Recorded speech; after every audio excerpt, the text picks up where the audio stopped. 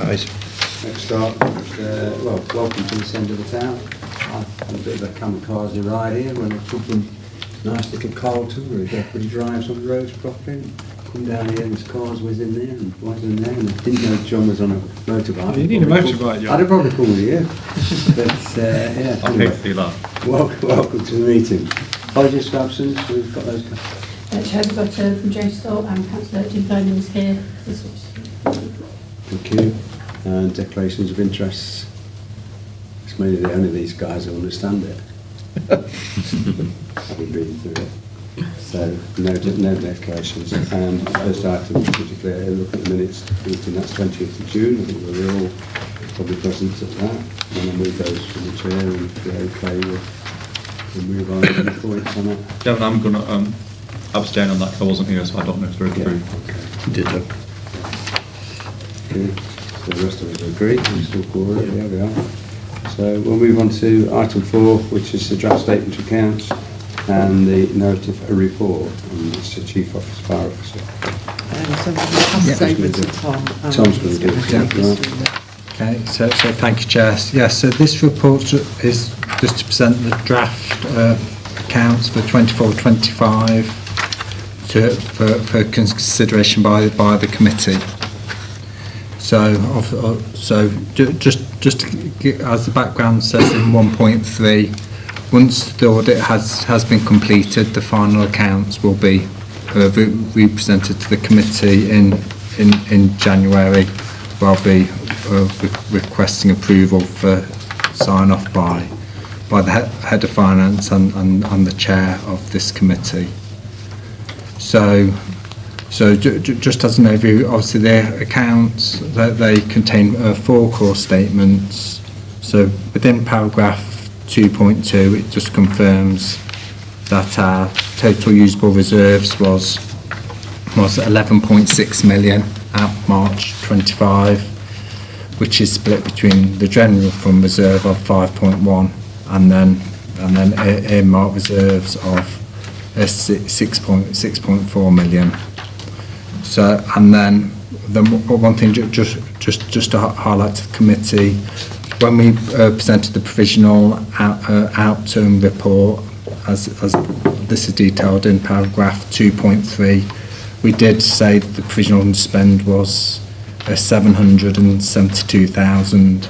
When we finished compiling the accounts, this was amended to 747. It was just due to a amendment within the collection fund.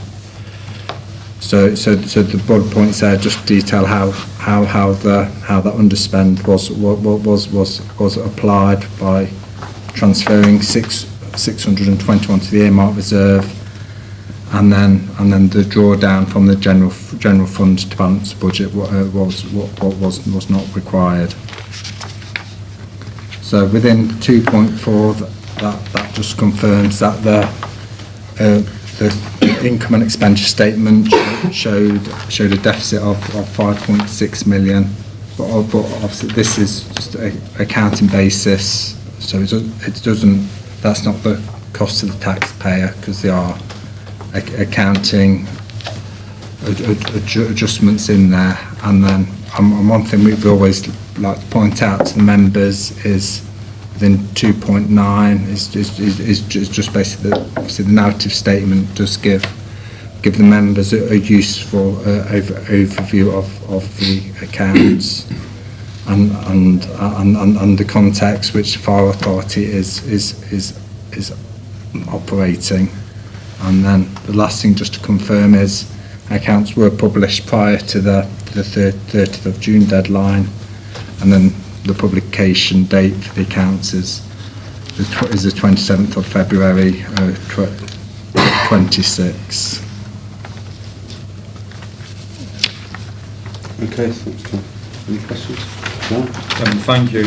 I've been saying this for a long time, I said it in the last meeting. I do have major concerns about our finances. I obviously got assurances from the financial officer in the last meeting, but we have, in essence, we have £6 million in reserves because we've got the other bit is already allocated.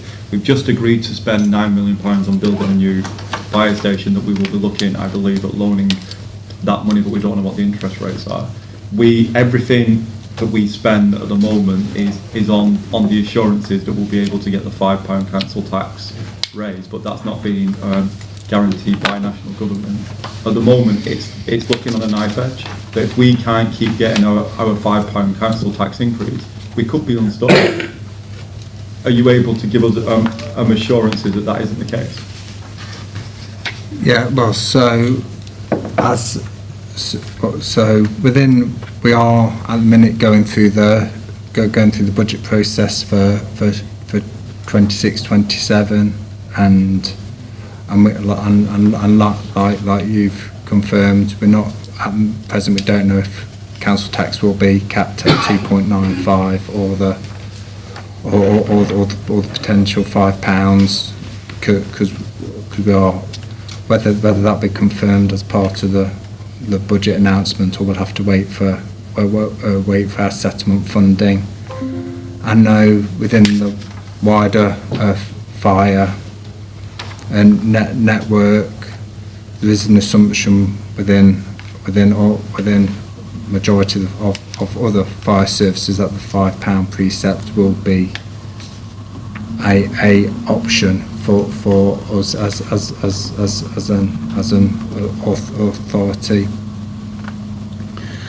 I think perhaps just to add to Tom's comments, and I think Bev might have updated you at the last meeting on this, so just to introduce myself, I'm Simon Allsop. I'm providing that interim support as the Section 151 officer for the next 6 months.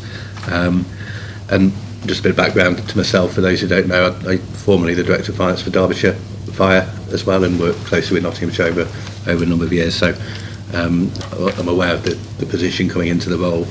I think certainly that there are challenges. I think the work that has been going on through Tom, Bev and the team previously, particularly to look at the borrowing costs, which you refer to in respect of the potential new investment into the station. There is work going on in the voluntary revenue provision that's been referred to in previous meetings, and the underspend that's been covered in this report as well, does give me confidence that debt's being paid down, and some of the concerns about the debt position are being addressed. Some of the challenges in the future will, are not untypical of fire rescue services across the country. So there isn't anything specific that causes me concern, coming into this role at the moment. But having said that, it is going to be tight. But certainly the indications, as Tom says, are that there might be some flexibility there around the precept to accept. That's a political decision ultimately, so that can't be taken for granted. But I think I'm reassured by what I've seen that the authority are doing what they need to at the moment to manage that financial position. Appreciate it, thank you. So which budget is it? Is it the budget, the one she's trying to put together for November? We'll know whether we can do £5, or is it the one they're now moving to Christmas evening? Santa Claus is delivering it because it's been moved far back. Yes, I think we're expecting an announcement on council tax referendum principles in November, but it is for the 6-7 budget. So, but the final settlement, as you quite rightly say, won't be, or provisional settlement details won't be announced until December. So it is always late, as we know, and always a bit frustrating with that process. You're right on all there, but I just wonder whether we as a committee, ask the main chair of the fire authority to write, might be a pointless exercise in some way, but at least we've done it. If we're asked the question as to what have you done about it, but reassurance, we can get her to send on our behalf or on behalf of the authority. I think it's worthwhile. And if there are a few MPs we know will nudge anyway. But we do need some reassurance on that. So we're going to be spending money we haven't got to continue. Are there any further comments? Sorry, Madam Chair. Thanks, Chair. I'd echo your comments about getting the chair of the main committee to seek that assurance from central government. I had a query, if I may, in relation to pages 26 and 27 of the pack. Page 26, capital financing costs have gone over budget by around £1 million, but on the second page our borrowing has only increased by £231,000. thousands of pounds. My understanding was the majority of our financing is on a fixed term basis, and in any event, over the period, interest rates have fallen. Can you say a bit more about where the increase in financing costs has come from? Yes, so the increase in finance cost in the 24-25 accounts, it's because of the decision we made around to use the underspend because the decision to use the 1.3 million pound underspend last year as voluntary revenue provision, and that is classed as so that then goes into the calculation of what is a financing cost. So that would have inflated our last year's finance costs by 1.3 million because we did basically repay that amount of internal borrowing. Yeah, so just to add to how Tom was explaining it, that's the discussion or decision where on the back of the underspend you've been able to use some of that underspend to effectively pay some of those financing costs early to reduce the burden in future years. So in terms of being prudent and managing that. So it includes actual repayment of debt as opposed to just servicing costs? Okay. That's better. Okay. Okay, any further questions?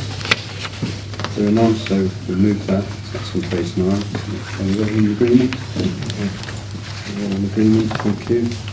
Moving on to the next item, so further down the book, which is 5 revenue capture and Prudential procurement monitoring. You're doing that one?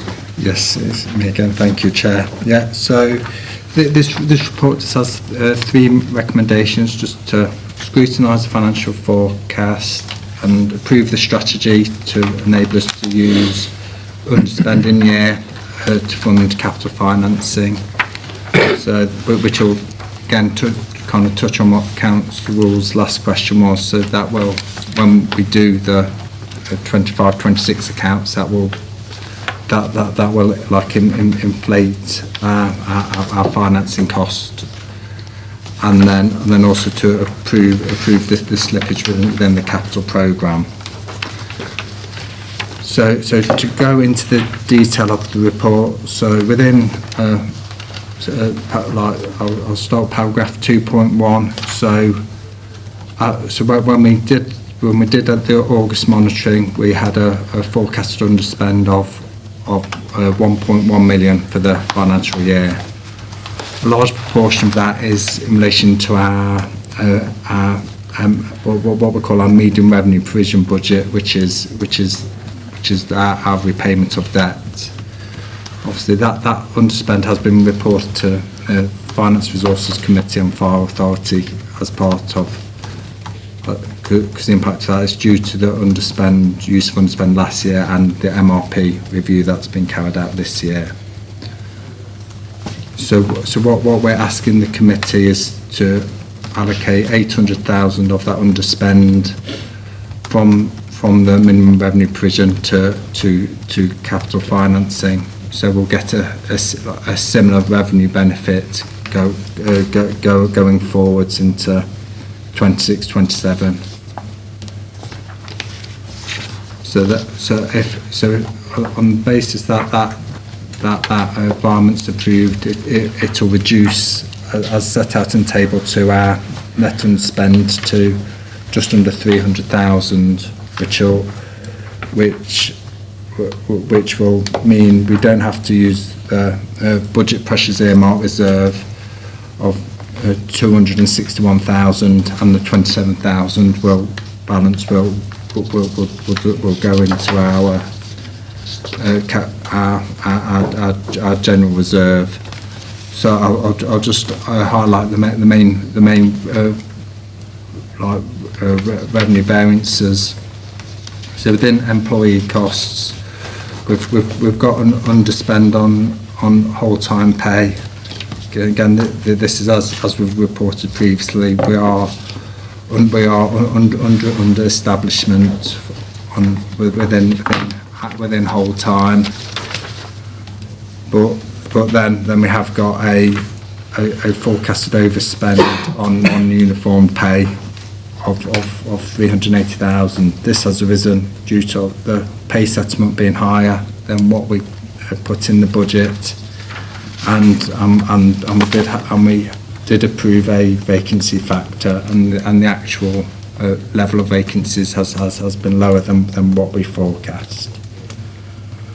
Then within paragraph 2.9, pension overspend, 142,000 of that is just relation to the McLeod remedy. So there is a within the other income variance, we are recognising grants to counter that. But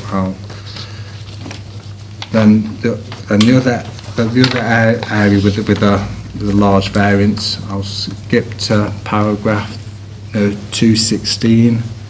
Is within other income, where there's just under we're forecasting just under £500,000 underspend.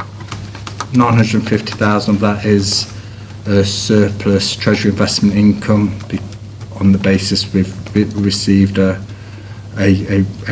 pension grant, so we're carrying large amounts of cash than what we forecast, and then the other bits are the other side of the McLeod pension remedy, and then also the local partnership funding grant, where we've recognised it in other income, but there is a counter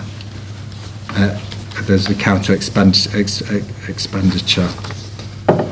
So just move on to the next section of efficiency savings. So within table 3, we did set ourselves a savings target of 311,000. At the moment, we're forecasting savings of 245. So there is a underachievement of 66,000. So, but as we are working at present with budget managers, and as part of the budget process, we do aim to identify further savings to reduce this. Then, no question. I'll move on to the reserves.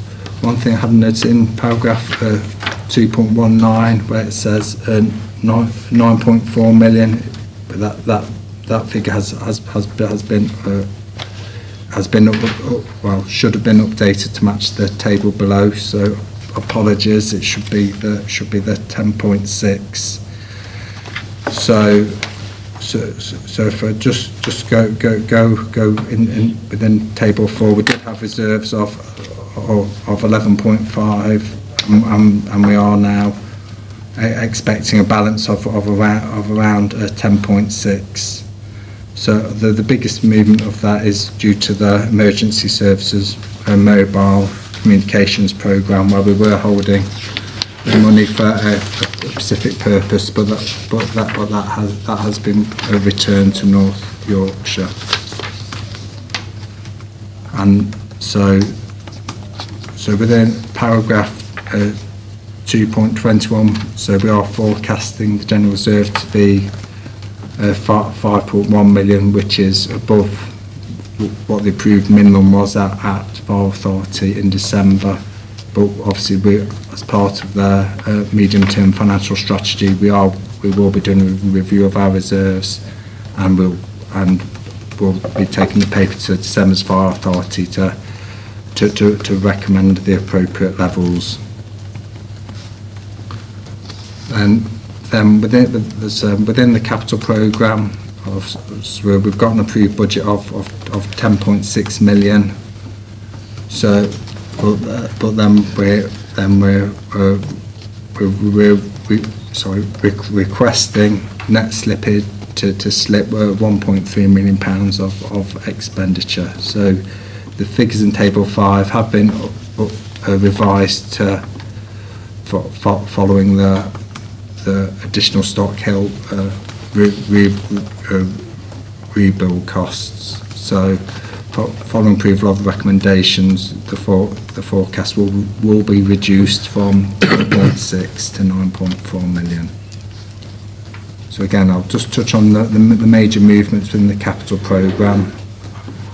So within equipment and estates, there's in relation to basically special equipment and some special and training, where because we're currently undergoing a special review, the expenditure of 280,000 and 150,000 have been slipped into the next financial year just to align with the strategy.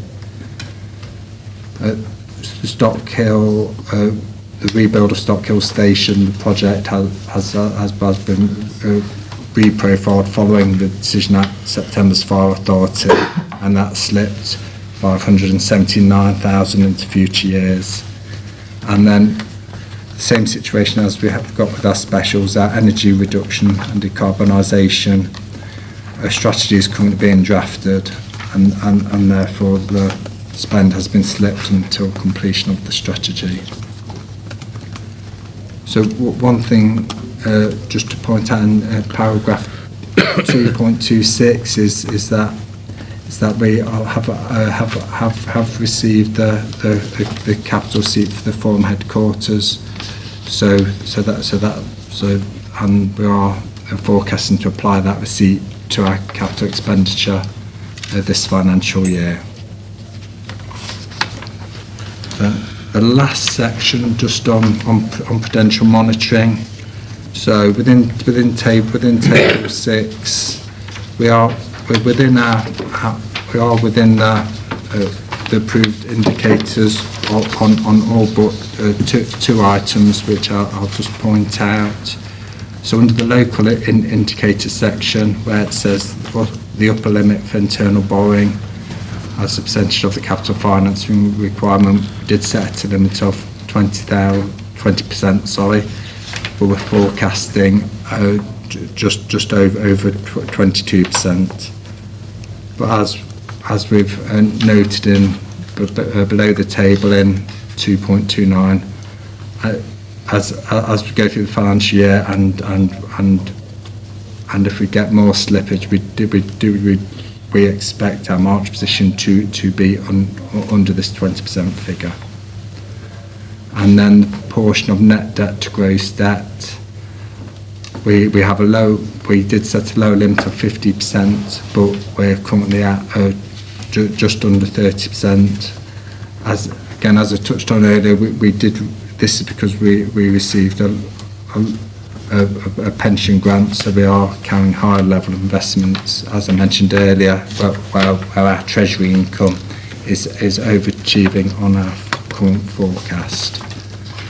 So within the appendices we have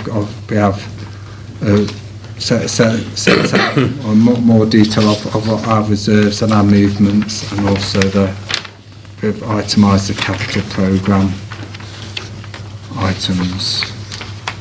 Is there any questions?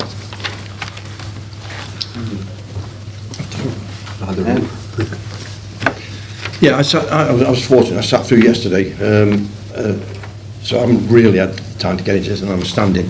I'm looking at it mainly from the government's point of view. I want to echo what Councillor Lee said there. I see lots of strategies, lots of amendments, lots of budgets, and I wasn't here to see who agreed these. Were they agreed by the members or just by the officers? All these programmes, slippage, monitoring, etc. So from the government's point of view, that worries me. Yeah, so the capital budget was originally approved at February Fire Authority. So it would have been each year when the revenue budget is set, the capital budget is presented alongside it, and then basically throughout the year when we do our revenue monitoring, we do look at the capital schemes and then update the budgets accordingly. Obviously, capital is an area where projects and schemes do, for one reason or another, do slip from one financial year into the next. I'm still struggling. See, I hear it again. Looking at, monitoring, slippage, strategy.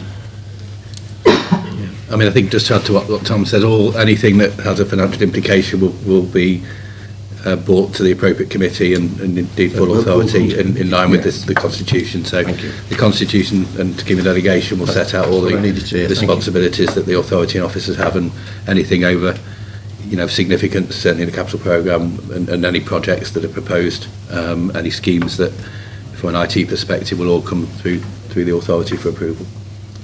Thank you. Can I just go back to table 3 on page 161? Yes. I just thinking I may be misreading it, but I just want to check. You've got ICT network contract with a saving of 75 and 66,000 respectively, or a target rather of 75 with a saving forecast of 66. 6, yes. That's But if we go back to paragraph 2.13 on page 159, it says we've had an overspend of 82k on the ICT software contracts due to inflation increases. Am I understanding this wrong? Yeah. Because we're saying we're saving, and yet we've got an overspend of 87. Yeah. What? Yeah. Apologies for that. So within paragraph 2.13, that covers basically all the software across the whole, organisation. So we've had a lot of software contracts where we've had to renew, and there's been higher than inflationary increases. Within table 3, that saving was a specific contract where we thought we could generate saving within that. So Again, maybe it's me, but I find that quite misleading then, because we're saying we're spending 87,000 on IT software, but then we've got the IT software or network contracts as a savings. So maybe as a future reference, and we could sort of identify that as a breakdown, and we can break that down slightly better. Yeah. Because like I said, we're losing, but then we're saying we're saving. Yeah. And then I'll take that away, Councillor. Thank you. And the other one is, just again, something I picked up on the Stockhill Station rebuild for this slippage. Just help me understand the word slippage, please. Yeah, so when we did the original forecast at the beginning of the year, it was based on Stockhill starting at a certain point and timeline within the year, but then obviously because the costs have increased, we had to go back and get approval and follow the development governance routes to increase the capital budget, which meant, and because those costs increased, the Stockhill hasn't started when we originally forecast, which means that expenditure is now moved from this financial year into next financial year. And that delay, is that our responsibility? Was that our causing, or was that the contractors? It's just the market, and when we went out to tender, when we went out to tender and got all the costs and all the for the build, the demolition, and all the groundworks, it basically came back higher than what we originally envisaged. Right. So when we go out to tender, and that tender process is taking place, and we award that tender to Murphy's, for example, or some other building contractor, that's based on a price line that they've given us for us to get the best deal out of that tender process. Yeah. Yeah. So how do we? Again, I'm struggling with the concept that if they've come and given us a price and they've told us it's X, how have we lost £500,000? Because they have delayed it, I'm assuming, and not us. And again, I understand that the cost of materials has gone up. But what was the delay that's cost us £500,000? That's what I want to know essentially, is why was the delay, and why has it cost us £500,000, or the taxpayers £500,000? Perhaps, Tom, if I just come in, I think it's not necessarily cost the authority extra money. What it will be is going back to the approval of the original capital programme. There'll be an estimate included within the capital programme for the likely cost of that particular scheme. And You're saying an estimate, but the contract has already been awarded to a builder, I'm assuming, through the tender process. Yeah, the So contract that estimate would have been tied down to X amount of £1 million to build that property. So, I mean, the estimate, as I understand it, at the time of approving the original capital programme, would have been based on the latest available information at that time when the overall programme was agreed, which would include the Stockhill station. Obviously, once the decision was made by the Fire Authority to go and approve that scheme, that's when that estimate will be firmed up through that tender process, and it's that. So that these change. ones are based on an estimate before the tender's actually been signed. They will have to be, yes. There's a duty to plan ahead, so anything that's got in a 3-year capital programme will be based on the best available information at the time of setting that programme, and it's only until that tender process happens that you'll get that so we're market estimating price. the tender pricing rather That's than right. working off an actual price. That's right, yeah. Okay, thank you. Thanks, Terry. I think that's a good point there. There's 3 of them. It's the information we do need that information, because at the moment, and it'll come to the end of the year, and I used to work in the building trade, and straight in January you get cost increases, and massive, and it can put us at risk of some of the projects. So probably a bit more information if that's available, so we can see where is it done under a framework?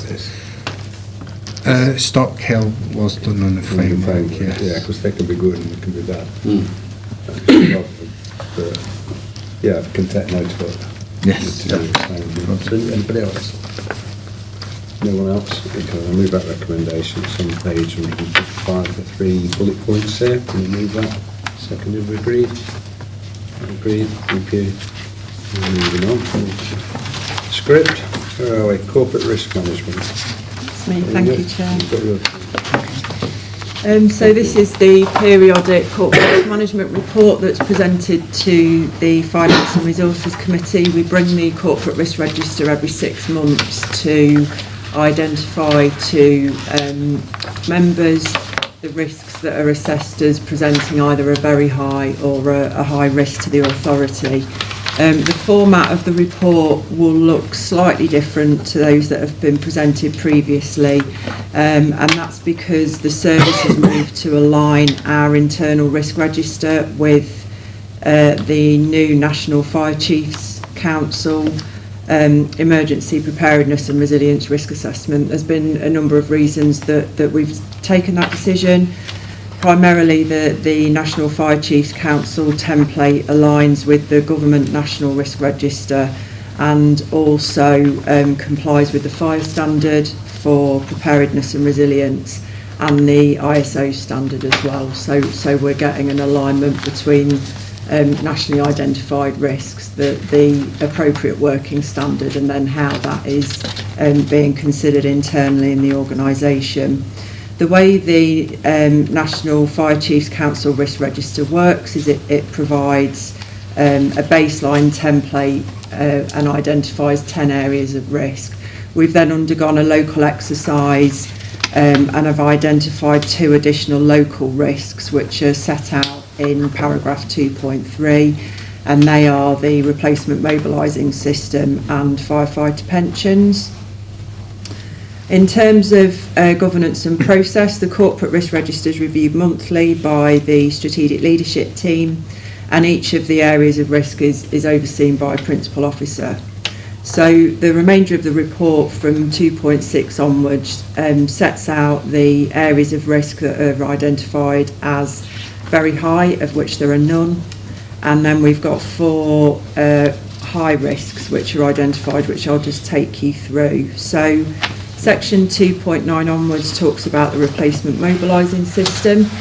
This remains at the forefront of our minds. We do class it as a high-risk project, not necessarily because of the progress, but we are carrying risk because of the high value of the project, the complexity of the work that's required, and because the replacement mobilising system is linked to a statutory function of the authority in terms of mobilising fire engines, We've got significant project governance and oversight in place for this project at both a strategic and a tactical level, and we've got a dedicated project management team in place.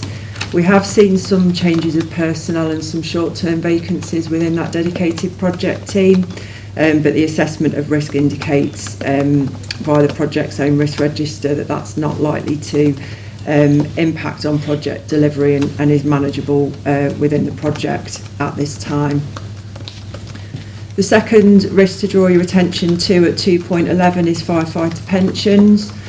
The firefighter pension scheme, you will be aware, does present some challenges to us, and this is based on previous scheme changes being ruled as age discriminatory at a national level.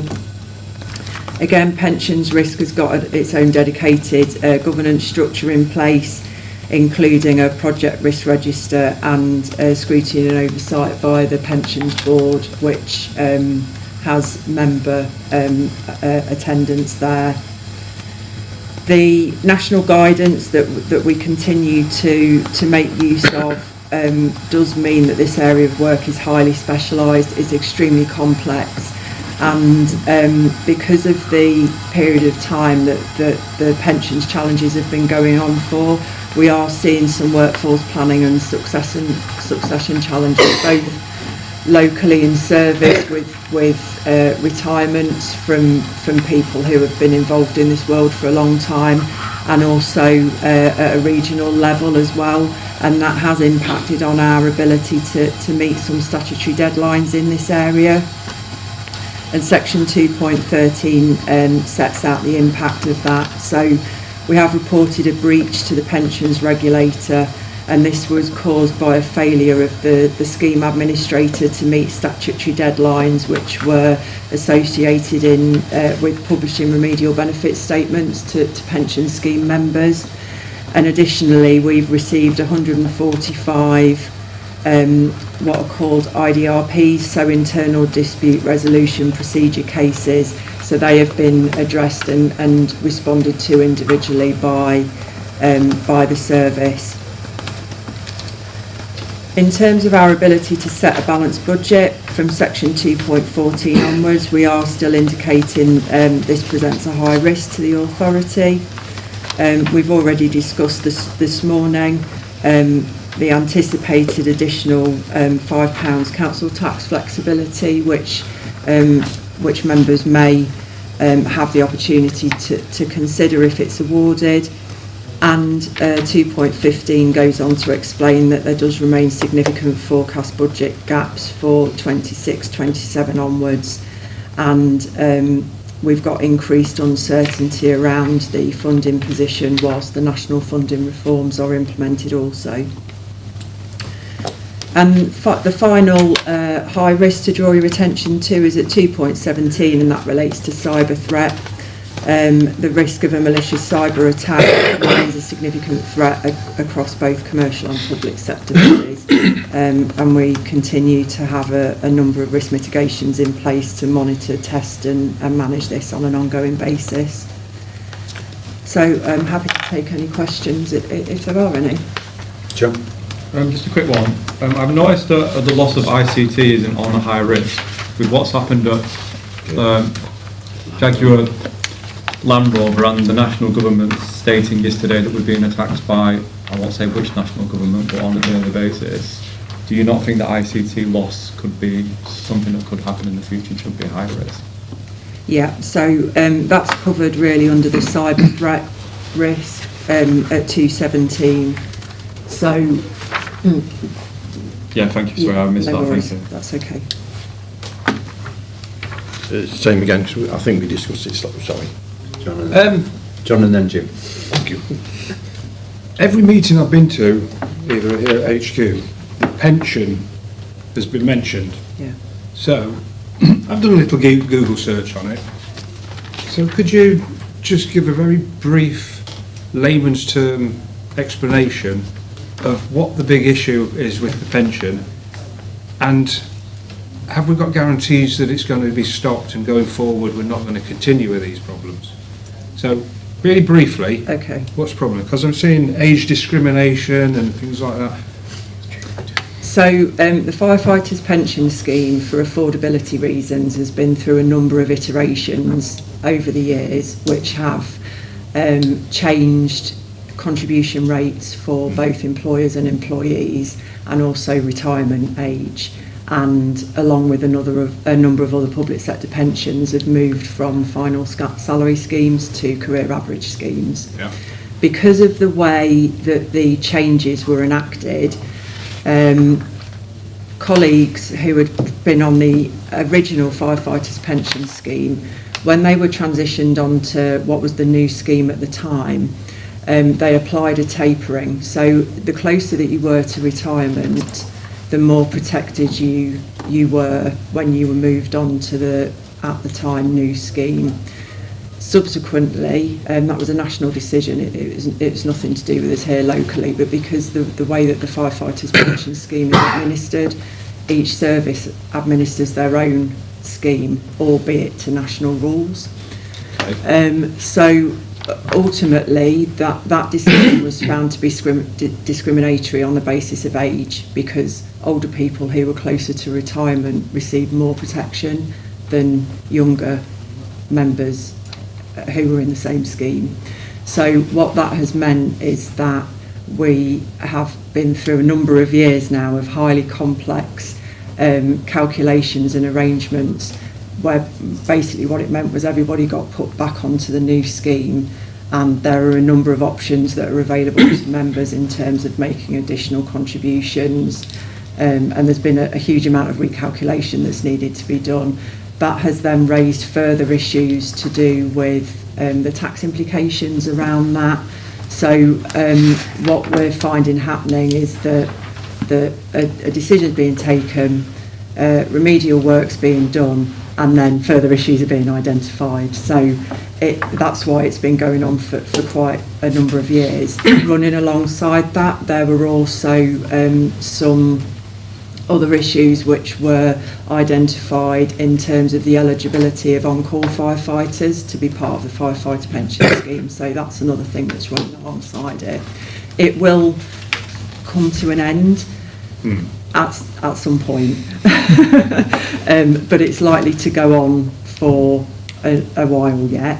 So, we're not alone. It's a national issue. It's nationally complex, and a number of other services are seeing the same issues that we are. So we've had 2 members of staff internally who have got a long history with us and have been dealing with the pensions issues since they came to light, who are both retired, and we've had the retirement of a long-standing regional colleague who's supporting with that work as well.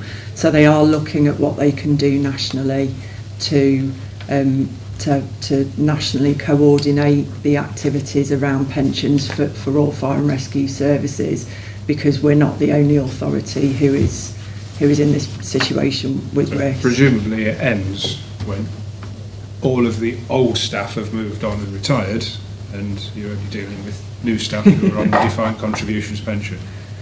Wow. Where are the unions on this? I know they jumped over them last week. So the trade unions sit on the pensions board, which Councillor Rule attends to represent member views there. So we have employee, FBU and member representation at the pensions board. That's your oversight and your governance and monitoring. The unions are, I think, that they're obviously actively representing the interests of their members, but I think they've got obviously a high level of awareness of the complexities as well. So we adopt a collegiate approach at that meeting to try and get the best outcomes for members. Thank you. So this is a matter that has come up as part of the audit, so particularly declaring that its legality hasn't been followed and that there's been a discriminatory matter. So we need to consider that from an audit point of view. So because we audit a fair few fire authorities, and within our audit approach we have pension specialists. So we have a team within KPMG who all day, every day audit pension schemes and the accounting of it. So we've got someone who is, since we've started back working, with local government, she's become a bit of an expert in these particular schemes and this particular issue. So she's working on that issue on all of our fire audits to make sure that we've considered all the detailed matters and that any disclosures within the financial accounts, any liabilities that flow from that are true and fair. So just wanted to reassure you that we're looking at this and we've got someone lined up to look at it. Yeah, I was just asking that question because if a union's got out of it and kicked off, we could have problems there, couldn't we? So, okay. Jim? Yeah, sorry, back to government again. I see a number of mitigations. Again, Councillor Lee, I agreed with him twice today, wow. As pointed out, the IT side of it, the cyber risks, got it as high, and they are out there as malicious, and I just see a number of mitigations. Mm-hmm. Can we, I appreciate there's also a security angle on camera, so Yes. Could you just elaborate on that? What does that mean, a number of mitigations, please? Okay, so the way that this risk is managed in service is we have a dedicated protective security steering group which meets quarterly. That's chaired by myself, and that protective security steering group looks at cyber threat. It looks at the physical security threat from our sites, and it also considers employee issues, so things like vetting and security clearance and things like that. So what we aim to do is to look at information security and physical security in the rounds to make sure that the risk control measures that we've got in place are complementary and are working together to provide the best protection that we can to the organisation. In terms of cyber threats specifically, we've got a number of software mitigations, so things you'll be very familiar with, firewalls and authentication apps and things like that to protect our data. Running alongside that, we are Cyber Essentials accredited, and we're looking to move that to Cyber Essentials Plus, which is the higher level of security accreditation. And then alongside the software mitigations that we have, we also frequently test and exercise, one to prevent something from happening. So we'll do things like run red team, green team exercises to look at, and our own IT staff will look to see if they can identify vulnerabilities within either our infrastructure or usually it's a user action that enables an initial attack on an organisation. We're also very linked in with the National Cyber Security Centre. We're frequently advised by them about cyber security matters, and there's a good network between public sector bodies as well about to exchange information and activities. And this particular area of work does have its own dedicated risk register which sits underneath the corporate information that's being presented here. So if it was a particular area of interest for you, then I'd gladly share some more information with you. Quarterly steering would be nice if that filtered down. Okay. Thank you.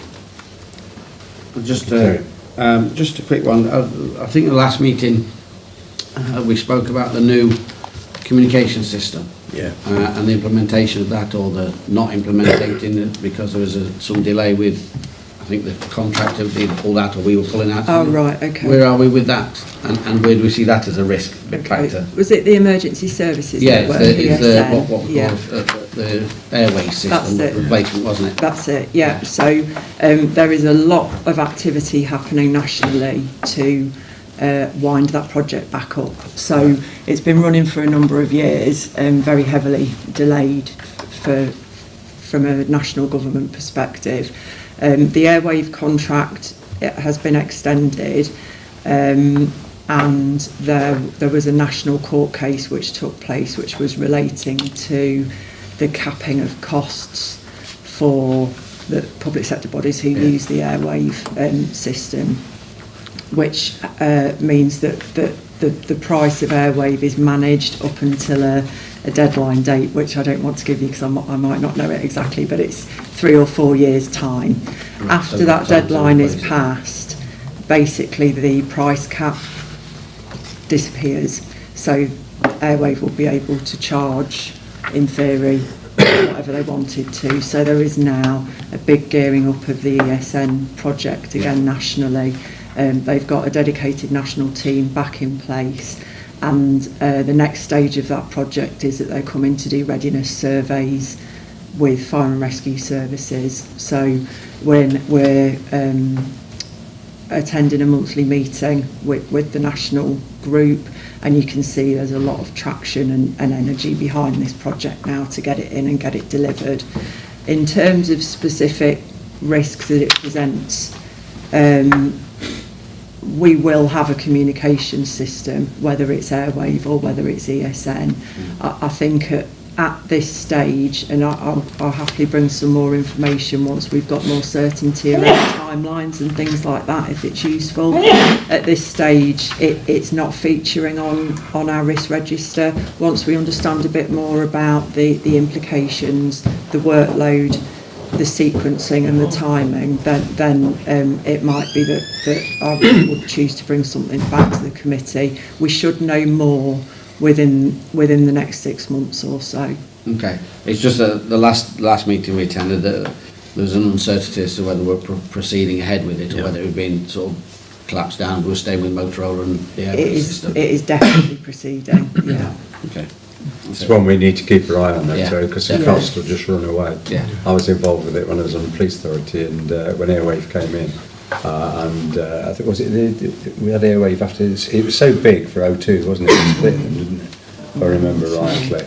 And there was all sorts of equipment, and everybody went and got everything. Oh, we'll do this, we'll do that, and the expenditure to the public purse was massive. And was it all needed? I don't know. So I think we need to put a marker down on that one to make sure we're on top of it. It's just going back to what Jim brought up on this cyber threat. And that, I think we ought to have a paper at some point now, very urgently, in the back of the book, so as we're not on the TV, because it's occurring daily, and you'll know yourself. And I don't know the equipment, you've got any equipment from your county hall or wherever, it's constantly changing.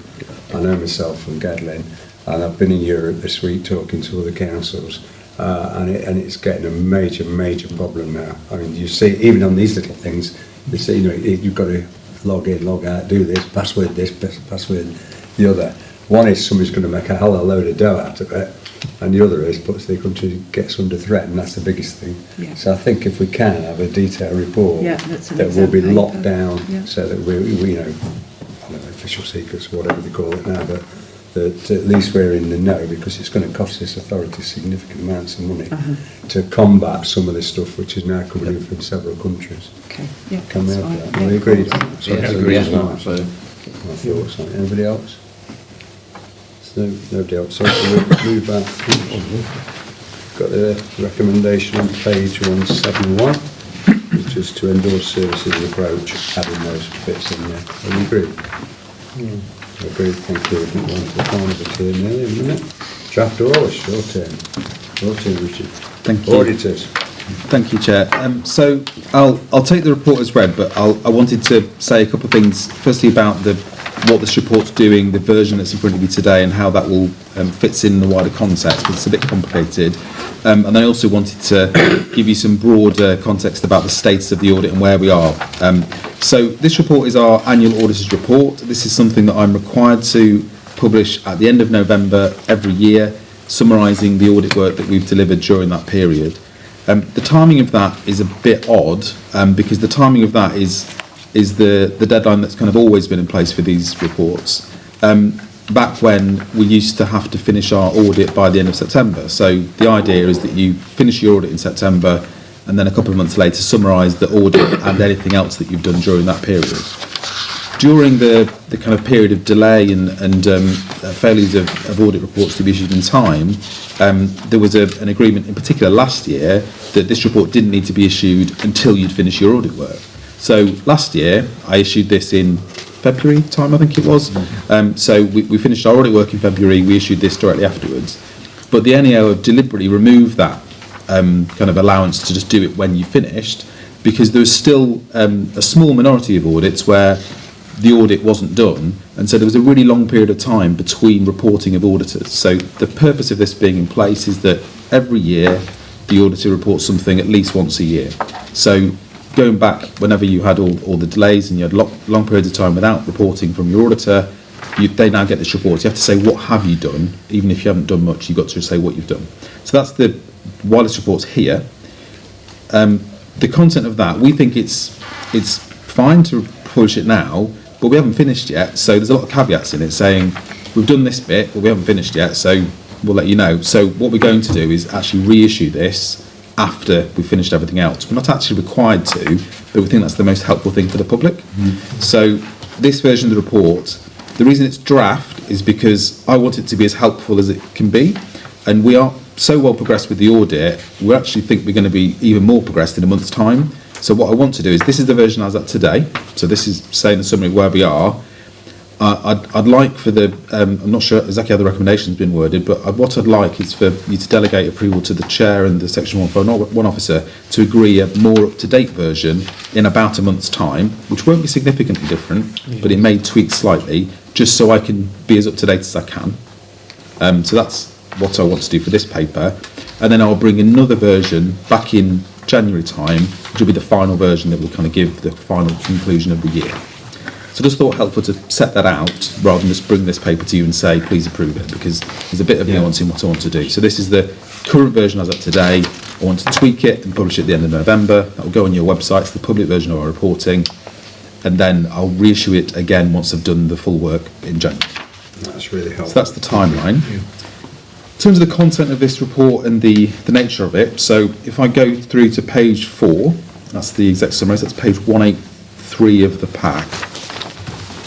On the left-hand side, it describes my responsibilities. On the right-hand side, it describes the outcome of the main pieces of work. So the main thing we're supposed to do is deliver the accounts audit, go through the other information within the accounts and kind of complete that. We're really well progressed. So we've been doing the audit over the last couple of months, delivering it. The team that work on the detail deliver 3 authority audits between the 3 of them. The other director who signs those off last year, she's just gone on maternity leave, so now I'm signing off all 3. So I'm learning more about fire authorities each week. And so that's all progressing. The team below me on that are working across all 3 as well, so they're well placed, and it is moving on as well as we'd want to. Of the 3, I think you're probably the most well progressed of those. And we've got a bit more time of that auditor to kind of finish it off over the coming months. So I'm expecting that by Christmas we'll basically be pretty much done and dusted, and we can give you a bit more of a steer. There's nothing I want to report to you at this stage, so there's nothing in this report, deliberately, because we haven't finished yet, but just as a verbal update, there's nothing that I want to flag to you at this stage. The detail in this report goes into the value for money work. So we've completed our value for money work. As part of that, we're required to publish a narrative commentary on the arrangements in place at the authority. That is included in this report. I don't actually expect that to change much. That's on page 8 onwards. There's a couple of pages on financial sustainability, and then there's a page on governance and a page on improving economy, efficiency and effectiveness. They're the 3 areas that the NEO guidance requires us to specifically comment on. So the left-hand side is the things that the guidance suggests we talk about, and then we've got the narrative there that goes through that.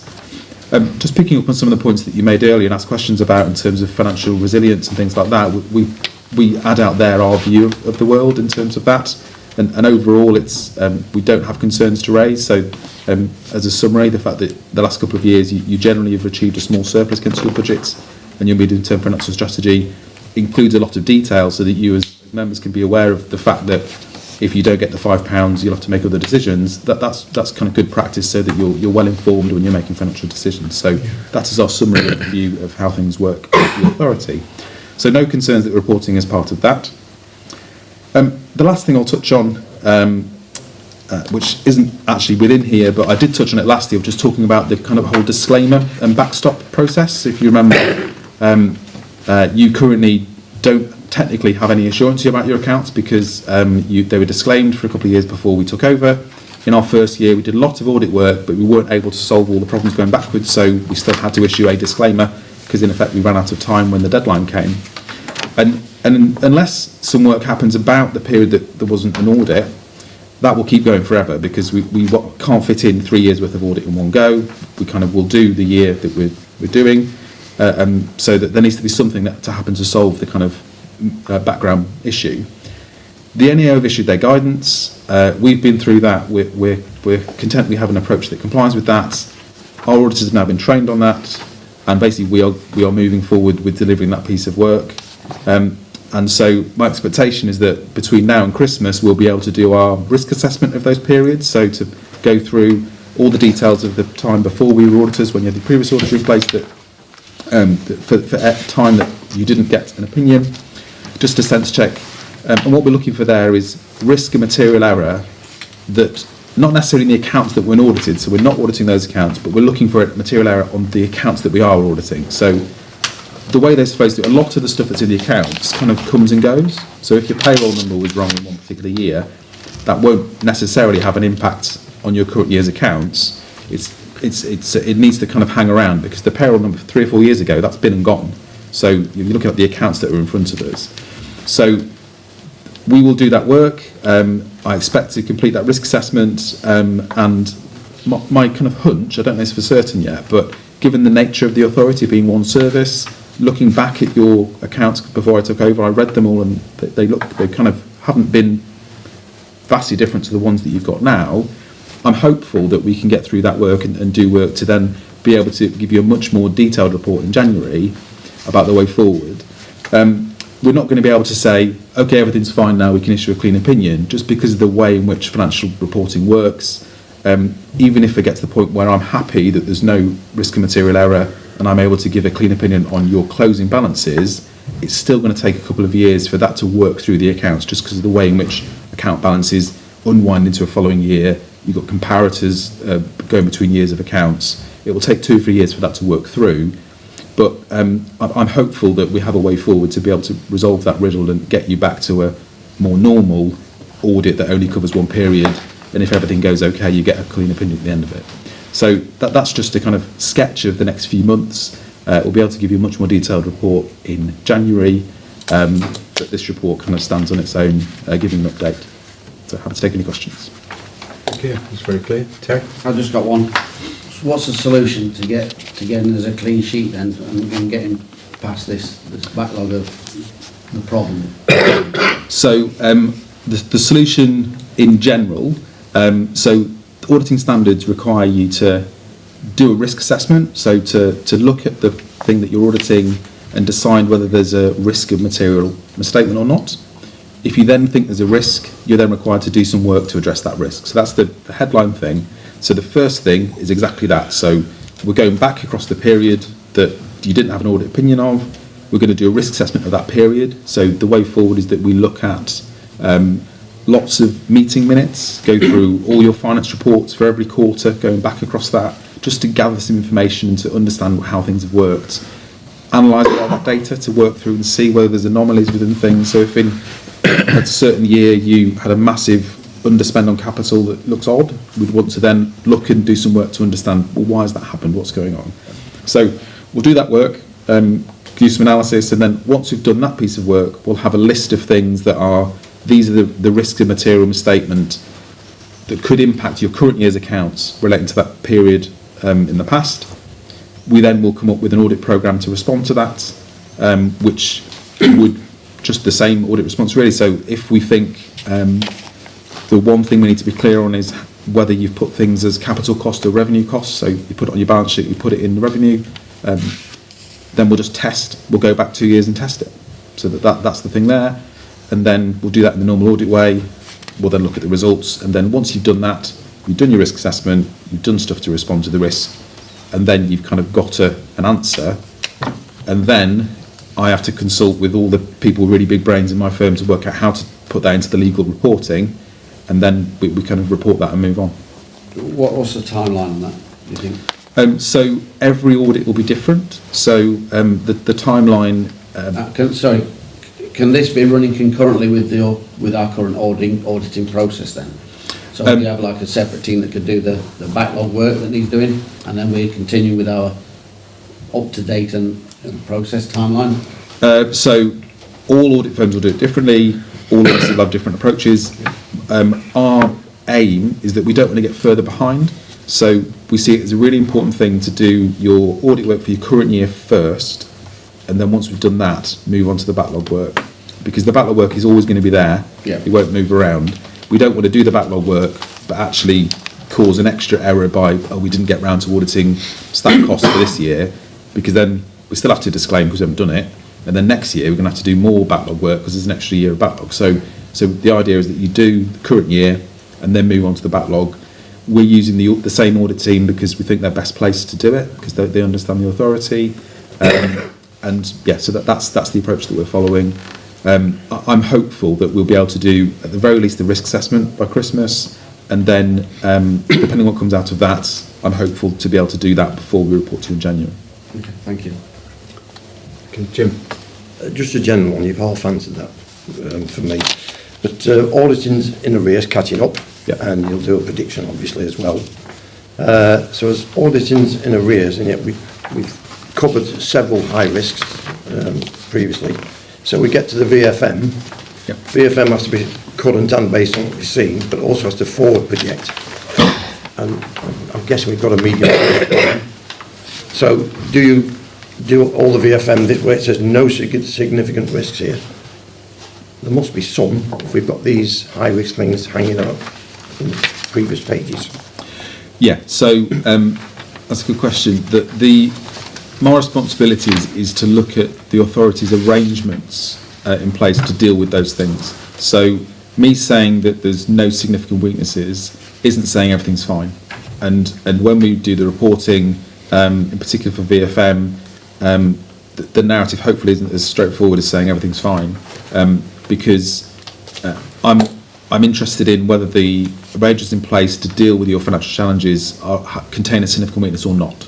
So, for example, the fact that you have a report that you've just gone through that details your revenue, capital and Prudential borrowing, you get that on a regular basis. It details the position against your budget, it details risks that are there within it. That is the arrangement you have to deal with that. So my commentary is about whether that report is any good or not. And the fact is, you've had a report here that has driven a lot of questions. You've had answers from the officers. That basically is a good process and arrangement. That's what you should be doing. And so my reporting is about how has that happened in the period up to the end of March 25. So it looks backward about the arrangements, but really clearly my responsibility is alive. So if I was concerned with what's happening now, or if decisions you're taking about your budget now, I've got certain powers that I could use, and there are other authorities I work with that are very financially pressured. Their budget in the next month is right on the knife edge, and if they don't do things in a certain way, I've got powers with me to take quite drastic action. So I've got those responsibilities there. That I'm not anywhere near using them in this authority. Okay, thank you. Thank you. Andrews? You said earlier that the pension was something you were looking at, but I can't immediately see any reference to it in your annual report. Well, so the pensions work is within your annual report and accounts, so that's covered by the audit opinion on the accounts bit, which the only reference I've got within this paper is to say that it's ongoing work. Because this is a public document. I don't want to say this bit looks okay at the moment, we haven't finished our work yet, that isn't helpful to the public. So at the minute we're just saying publicly our audit is ongoing. So you as the relevant committee verbally have updated you that yes, that is an issue we're aware of, we've got an approach to look into it, we'll report the findings of that, and in particular because the pensions liability is a significant risk for us, so we will update you very specifically on that matter in January. Thank you. Any further comments? To the non-page. Sorry, Chair, just a comment from me, if I could, just to express my thanks to the finance team and the people involved in the audit, and your team as well, which have been working so closely with the team as well. But from what I see in my role with other authorities, to be able to be as up to date as you are, is reassuring. And the sort of comments around value for money particularly sort of chime with the HMI outcomes and the findings from their report. So it's really pleasing to see. Thank you, Simon. Yeah, for new members, it was Well, that's been a nightmare, because everybody all over the country, because is it correct, there weren't enough auditors and things like that? There's a few things, yes, yeah. Yeah, there's quite a lot of problems that built up over Still some is, years, yeah. so it was quite unusual, because I know in a small business I had, you've got to be on the nail, keep taxman right, keep everything like that, and obviously these big authorities couldn't, so it was, it's been difficult, but you're gradually getting us there, aren't you? So we're hopefully move forward in a better way. But page 177, the recommendations there, that's considering the contents of the draft external auditors report. Are we agreed? You are agreed. Thank you. I'll read this out now. We're moving into the bit. If anybody's watching this, the avid watchers of this will wonder why we're going to disappear into the ether. But on item 8, exclusion of the public, to consider excluding the public from the meeting during consideration of the remaining item in accordance with section 100A of the Local Government Act 1972. This is under Schedule 12A, Part 1, Paragraph 3, on the basis that having regard to all circumstances, the public interest in maintaining and an exemption outweighs the public interest in disclosing the information. I'll move that. We agree.